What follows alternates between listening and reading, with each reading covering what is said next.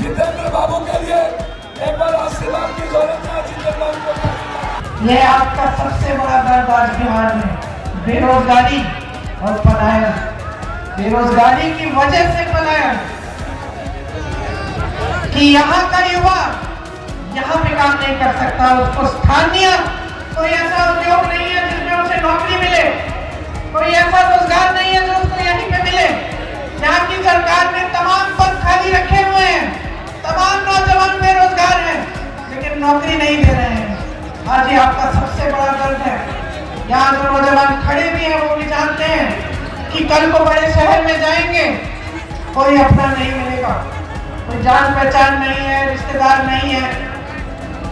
कहीं पे घर ढूंढेंगे, एक कमरा मिलेगा, उस कमरे में भी 8-10 लोग उसके साथ रहेंगे, अपने परिवार को छोड़ के चले जाएंगे। जो भी कुछ मिलता है वहाँ, जितनी भी दिहाड़ी मिलती है उतना ले लेते हैं, मजबूरी है।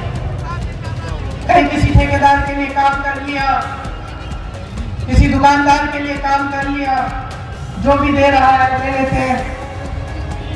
मैं जानती हूँ बड़े शहरों में अक्सर ये होता है कि अपमान भी करते हैं, लोग नाराज हो जाते हैं, उल्टी सीधी बात कर लेते हैं, पूछ लेते हैं भाई तू कहाँ के हो। ज्यादातर मैंने देखा है बिहार और यूपी के जो लोग हैं उनका काफी अपमान भी होता है, वो अपमान भी सह लेते हो, कोई उल्टा सीधा बोलता है पी लेते हो उसको। ये सारे दुख है संघर्ष के आपके, कोई समझने वाला नहीं है। आज 20 साल हो गए हैं यहाँ पे, एक ही सरकार चल रही है, आप बार बार जिता रहे हो, मुझे समझ में नहीं आ रहा क्यों बार बार जिता रहे हो। लेकिन जहाँ भी मैं जाती हूँ पलायन, बेरोजगारी, अपराध, शिक्षा की व्यवस्था नहीं है, स्वास्थ्य की व्यवस्था नहीं है, भ्रष्टाचार ही भ्रष्टाचार है। आज आपको छोटे मोटे ऑफिस में जाना है, अपना पहचान पत्र बनाना है, कोई छोटा काम कराना है, बोलो घूस के बिना हो रहा है काम? जोर से बोलो, नहीं हो रहा है। अधिकारियों की आदत बिगड़ गई है, पुलिस प्रशासन, माफ करिए आप यहाँ खड़े हैं, लेकिन सरकार ऐसी है कि बेचारे अपनी ड्यूटी कर रहे हैं, जो इनको बताया जाता है करते हैं।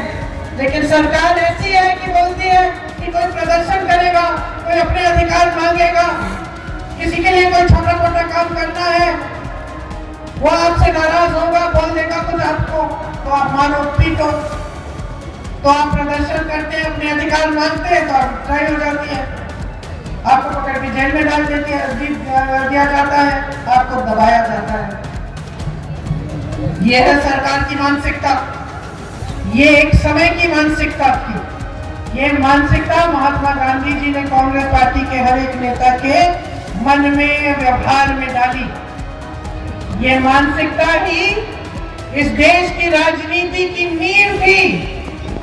और आज इस देश के प्रधानमंत्री आपके सामने आते हैं और फिजूल की बातें करते हैं, आपके विकास की बात नहीं करते, आपकी नौकरियों, आपके रोजगार की बात नहीं करते, या महिलाओं की सुरक्षा की बात नहीं करते। क्या बात करते हैं? मैं सुन रही थी कल उनका भाषण, कैसे कैसे शब्द बोल रहे थे, कट्टा, दुनाली, गोली, फिरौती, रंगदारी, हत्या, अपहरण, खून की नदियां, ये बातें, ऐसी बातें करनी चाहिए इस देश के प्रधानमंत्री को, शर्म आनी चाहिए उनको।